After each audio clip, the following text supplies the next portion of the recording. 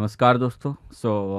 आप लोगों को पता तो चल ही गया होगा, cease fire fail. Cease fire कभी हुआ ही नहीं था। ये मतलब किसको ये पागलों की तरह सोच आ रही है कि सीज फायर हुआ था। सीज फायर नहीं हुआ था। ये सीज फायर नहीं था, ये टोटल ट्रैप था।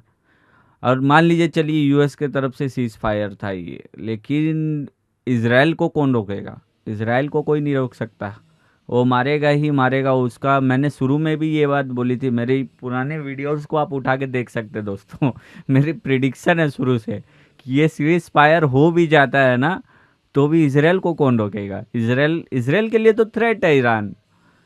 ये बहुत पुरानी लड़ाई है, ये चलती रहेगी, ये नहीं रुकेगी। इतनी आसान नहीं है। जब तक इसराइल को नहीं लगता है कि मैंने उस रिजीम को ख़त्म कर दिया, उस रेडिकल रिजीम को ख़त्म कर दिया है जो इन सब चीज़ पे, जब तक इसराइल को लगता नहीं है कि मैं इस पे कंट्रोल कर लिया हूँ, अब मेरे ये कंट्रोल में है, तब तक ये लड़ाई नहीं रुकने वाली है। क्योंकि ईरान इस लड़ाई को आगे और ले जा रहा है, क्योंकि ईरान लड़ रहा है। ईरान रुक नहीं रहा है। उसके भी ईगो पे बात आ गई है और इसराइल के भी ईगो पे बात आ गई है। यहाँ पे यूएस कुछ नहीं, यूएस तो लड़ रहा है इसके लिए। अभी सब लोग, पूरी दुनिया, पूरी न्यूज़ यूएस को कवर कर, यूएस नहीं है इसमें। यूएस अभी ये तो गलती से घुस गया इसराइल के साथ। मेन इसमें इसराइल है। इसराइल इस लड़ाई को रुकने नहीं देगा। जो लोग बोल रहे हैं कि यूएस समझाएगा, इसराइल को रोकेगा, नहीं रोक पाएगा। एक दिन रोक लेगा, उससे ज़्यादा नहीं रोक पाएगा। क्योंकि उसका एक ही, मतलब जो बोलते हैं ना, टारगेट है इसराइल का। एक ही टारगेट है, ख़त्म करना है। हिजबुल्ला को ख़त्म करना है। लेबनान में जो हुतीज़ है उनको ख़त्म करना है। जाहिर सा बात है, अभी नॉर्मल डेज की बात है। इस लड़ाई से पहले की कतर में जो इसराइल ने हमला किया था, उस समय तो कोई लड़ाई नहीं चल रही थी, शांति वार्ता थी। हमास का हेडक्वार्टर वगैरह था, वहाँ पे कोई मीटिंग चल रही थी। इसराइल ने एक मिनट फिल्टर या हेजिटेट भी नहीं किया। उन लोगों ने डायरेक्ट जाकर घुस के मिसाइल गिरा के आ गए शांति समय में। तो वो मतलब फियरलेस है, उनको डर नहीं लग रहा है क्या होगा आगे, क्या होगा। स्ट्रेट ऑफ हॉर्मुज बंद रहता है, रहे दुनिया मरे, कोई फर्क नहीं है। बस यही बात है ना, अभी कंट्रीज बाकी ऐसे ही सोचती है कि अगर हम नहीं तो कोई नहीं। अगर इस वर्ल्ड मैप में हम नहीं तो कोई नहीं। इसमें कुछ कुछ कंट्रीज है जो खतरनाक लेवल पे सोचते हैं, जैसे ये इसराइल है, रसिया है, यूएस है, चाइना है। इस लेवल पे लोग जो है ना, वो इगोइस्टिक है। ये कंट्रीज इगोइस्टिक है। वो सोचते हैं, नॉर्थ कोरिया भी है इसमें। ये लोग सोचते हैं हम नहीं तो कोई नहीं। ईरान का भी थिंकिंग यही है। तो सीधा बात है, इसराइल को तो मारने के लिए ही बने हुए हैं। हिजबुल्ला, लेबनान में जो हुतीज है, ईरान हो गया, सबके लिए टारगेट इजरायली है। तो इसराइल क्यों छोड़ेगा? इसराइल यूएस के बोलने पे भी नहीं रुकेगा। ये मेन लड़ाई इसराइल की है। लोग नहीं समझ पा रहा है, ये यूएस की नहीं है। यूएस आज कल कभी भी बेस छोड़ के चला जाए तब भी पावरफुल हो जाएगा। और उसको क्या पावरफुल होने देगा इसराइल? इसराइल नहीं होने देगा। इसराइल को न्यूक्लियर बम भी मारना पड़े तो मारेगा। बेंजामिन नेतन्याहू शुरू में ही ये बात बोले थे उन्होंने कि पहला टारगेट हम लोग का ईरान है। ईरान के हिजबुल्ला और हुतीज है लेबनान के, ये लोगों को पहले मारेंगे। ये रेडिकल जो इस्लामिस्ट है, जिनका न्यूक्लियर बम बनाने का प्लान है, पहले इनको ख़त्म करेंगे। फिर उसके बाद नेक्स्ट जो जिसको मारना है हम लोगों का, नेक्स्ट टारगेट जो हम लोगों का है वो पाकिस्तान है। तो उसने बोल रखा है, अपने पिछली इंटरव्यू में बोल रखा है, और ये लिख के रख लीजिए आप लोग, ये करेगा। इसराइल नहीं रुकेगा। यूएस रुक सकता है, यूएस घुटने टेक देगा, लेकिन नहीं रुकेगा इसराइल। यूएस में तो किरकिरी हो रही है, क्योंकि वो वर्ल्ड वाइड में, क्योंकि बड़ा कंट्री है, उसी को सबसे ज़्यादा कवर किए जा रहे हैं, बड़े बड़े न्यूज़ चैनल उन्हीं के हैं। लेकिन इसराइल, एक्चुअल गेम इसराइल का है। बात को समझने की कोशिश करिए, वो नहीं रुकेगा। उसको बला से ये स्ट्रेट हार्मोस बंद रखे या कुछ भी करके रखे, कोई फ़र्क नहीं पड़ता, वो रुकेगा ही नहीं। तो चलिए, ये आगे एक वीडियो है इनका, देखते हैं ये वीडियो और हम समझते हैं क्या होता है, ये सीज फायर में क्या हुआ है क्या नहीं हुआ है। आशा करता हूं आप सब बहुत अच्छे होंगे। मेरा नाम है सिद्धांत अग्निहोत्री, स्टडी ग्लोस पे आपका बहुत बहुत स्वागत है। सो बधाई हो, सीज फायर फेल हो गया जो कि होना ही था। पाकिस्तान कोई चीज कर रहा है, पाकिस्तान एक किला बन गया है। कल बातें होने वाली नहीं, 11 अप्रैल को 2 दिन की छुट्टी दे दी गई है। वहां का जो इस्लामाबाद है, अल्ट्रा रेड जोन जो है ना, वो इतना सिक्योरिटी मतलब बहुत ज्यादा। पिछली बार आपको याद होगा कि हमले हो गए थे इस्लामाबाद में, मस्जिद पे 60 लोग मर गए थे। उसमें भी स्टेट विजिट थी।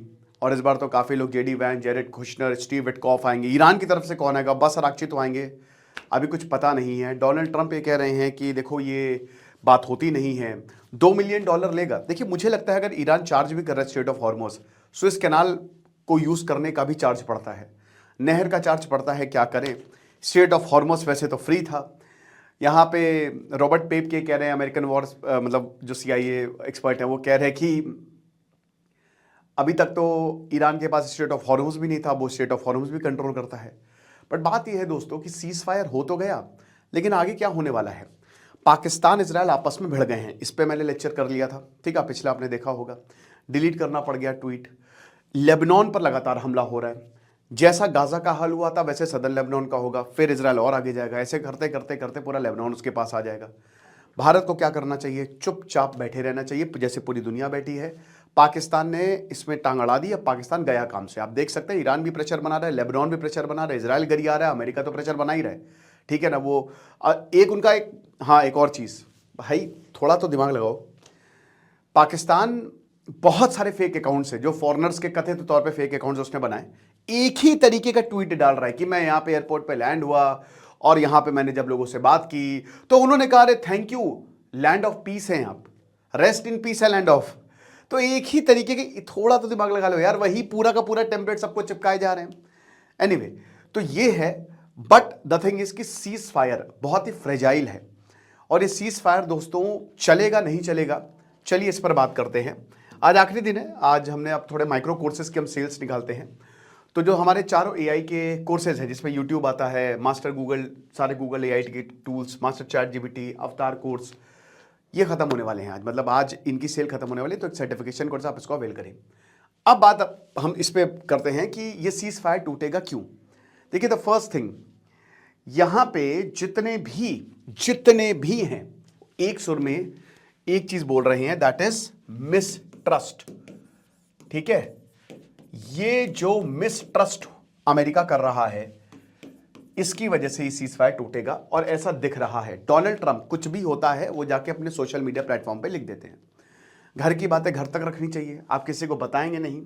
लेकिन मिसट्रस्ट इतना बड़ा है, आप देखिए पाकिस्तान ने क्या किया। पाकिस्तान ने बताया ही नहीं, लेबनान, हूती, सब ईरान को चिपका दिया।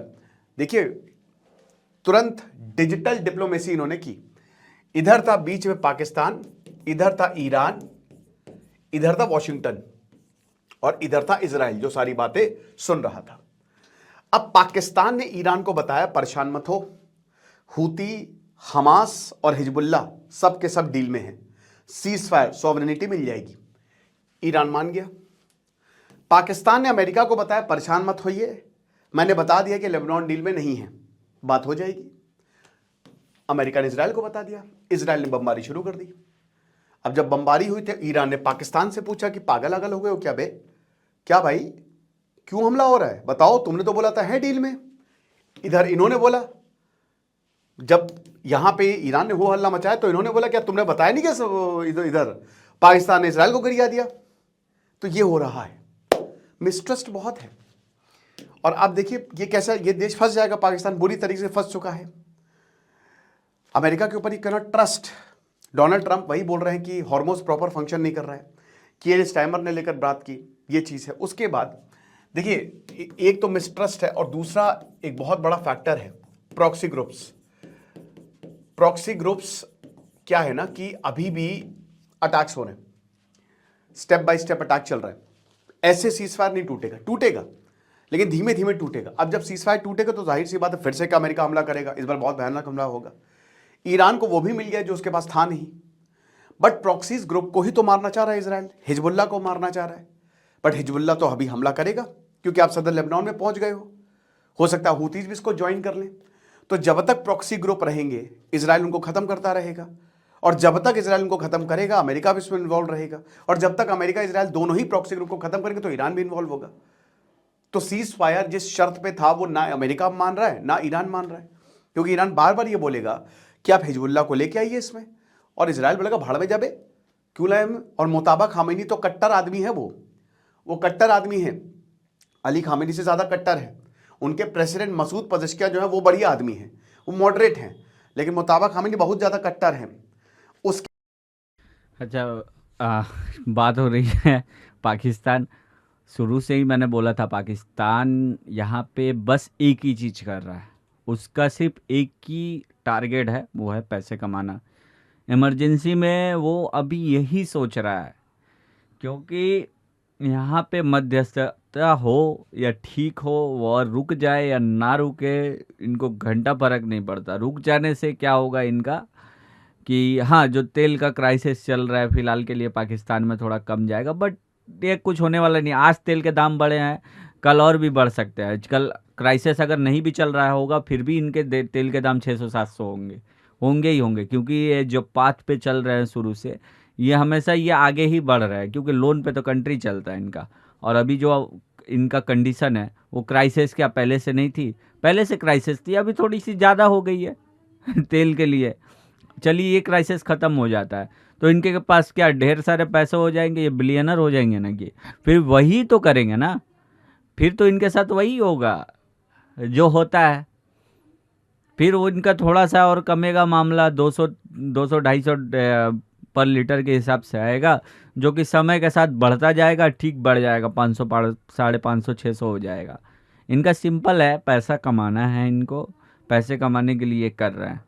सीज फायर हो ना हो, पहले पैसे अगर एक बार पकड़ लिए, ऐसा होता है ना, जैसे हम लोग के मोहल्ले में कुछ लोग होते हैं जो उधार मांगते हैं आपसे, उधार आपने दिया पैसे आपने दिए, उसके बाद आप भूल जाइए आपको कब मिलेगा, क्योंकि वो पहले मांगने के लिए आपको आपके साथ बहुत कुछ करेगा, बोलेगा यार भैया आपको दे देंगे, भैया आपको विश्वास नहीं होता ये कर लीजिए, आपको पूरा विश्वास दिलाएगा, पूरा आपको अट्रैक्ट करने की कोशिश करेगा। जैसे ही आपने पैसे उसके हाथ में धरे उसके बाद आप भूल जाइए तो वही वाला हिसाब है। क्योंकि पाकिस्तान के, अब मैं इसका एक एग्जांपल दे देता हूँ।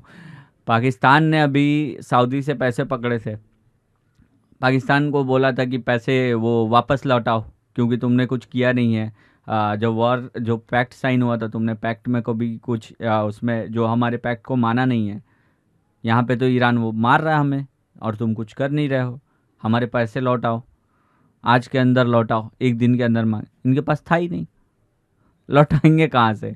प्रेशर में आ गए। उल्टा इनके देश के लोग, मीडिया सब पागल हो गए थे, अजीब पागल लोग हैं, पगला गए थे, बोल रहे हैं ये पैसा कैसे मांग सकता है हम लोग से। अरे तो तुमको उधार दिए तो मांगेगा नहीं?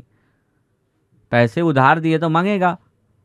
अब एक बार दे दिया है सऊदी अरबिया में, नहीं मिलने वाला है। अभी हाल फिलहाल पाकिस्तान का स्टेटमेंट आया था कि हम लोग आप चिंता मत करिए, हम लोग आपके साथ हैं, हम लोग मेरे सारे हम लोगों के जितने इक्विपमेंट है सब भेज देंगे, सऊदी अरेबिया को कुछ नहीं होने देंगे, क्योंकि ये चीज़ से रोकना था कि हाँ आप पैसे हमसे मत मांगो, हम साथ में हैं, अभी हम करके दे रहे हैं, अब भी ठीक करके दे रहे हैं, वो वाला हिसाब है इनका तो ये पैसे एक बार पकड़ेंगे, इनको बस खाली पकड़ना है पैसे। एक बार इनके बैंक में क्रेडिट हुआ फिर भूल गए, फिर भूल जाएंगे सामने वाले को। उसका सीज फायर हो क्या होता है, इनका नाम तो इनका वैसे भी बदनाम है, इनको कोई फ़र्क नहीं पड़ता, इनको बेइज्जती महसूस भी नहीं होती है, तो हो जाएगा तो कोई फ़र्क नहीं पड़ने वाला, इनको हो जाए कोई दिक्कत नहीं है इनको।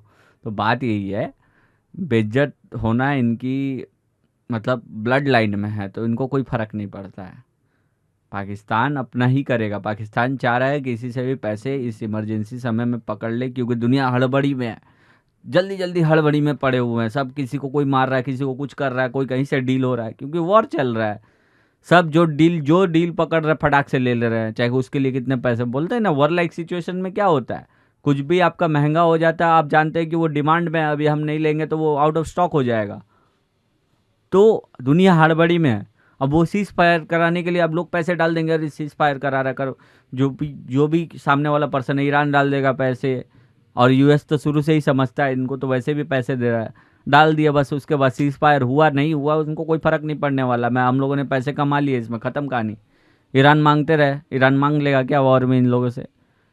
पाकिस्तानियों से पैसे कोई नहीं मांग सकता, पाकिस्तानी ले लेंगे लेकिन देंगे नहीं।